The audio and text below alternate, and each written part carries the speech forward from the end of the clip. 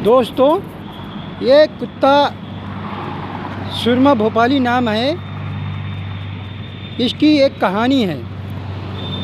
ए सुरमा, अपनी कहानी बताओ। रुक जाओ, लोगों को अपनी कहानी बताओ। इसकी कहानी ये है कि ये एक बहुत अमीर व्यक्ति का कुत्ता था जो ईंट भट्टे का मालिक है। अब वो इस दुनिया में नहीं है। उनके जाने के बाद ये बेचारा गुमसुम रहता था। मेरे पास आया, मैं इस कुत्ते का सहारा बना और इस कुत्ते की वफ़ादारी के बारे में आपको मैं बता रहा हूँ। ये कुत्ता बहुत ही मालिक का वफ़ादार था। ये ईंट भट्टा के मालिक का कुत्ता था। इसकी उम्र 12 साल हो गई। ये मालिक के ही पास रहता था।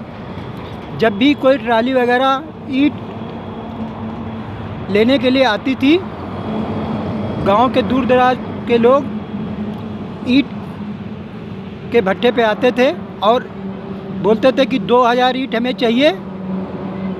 तो ये कुत्ता उसके पास, ट्राली के पास जाता और ट्राली वाले के पास से जहाँ ईंट का लगा हुआ होता था वो वहाँ पहुँच जाता था।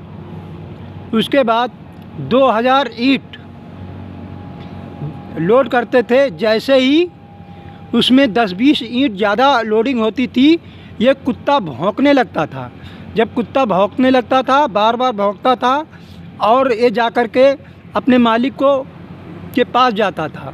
अपने मालिक के पास जा कर के भौंकता, मालिक अनसुना कर देता था। फिर मालिक पुराने ज़माने के थे, वो धोती वगैरह पहनते थे, कुर्ता धोती पहनते थे। उनकी धोती पकड़ कर के वो ट्राली के पास लेके आता था और वहीं भौंकता था और जहाँ ईंट लगा हुआ था बार बार वहीं पर अपने पंजों से खरोचता रहता था। मालिक समझ जाता था कि कुछ गड़बड़ कर रहे हैं हमारे लेबर। तो लेबरों से उन्होंने पूछा कि क्यों भाई, तुमने ईंट कितनी लोड की है? तो बताया कि मालिक 2000 ईंट लोड की है। तो ये फिर भौंकने लगता था। फिर मालिक ने कहा, ये सुरमा भोपाली है, आपकी ईंट काउंट कर लिया है और ये आपकी ईंट को काउंट करके बता रहा है कि आपने ज़्यादा ईंट ला दी है। तो वो बेचारे कहने लगते थे, हाँ मालिक, मैं 50-60 ईंट ज़्यादा लाद लिया हूँ। तो दोस्तों, कुत्ता बहुत वफ़ादार होता है।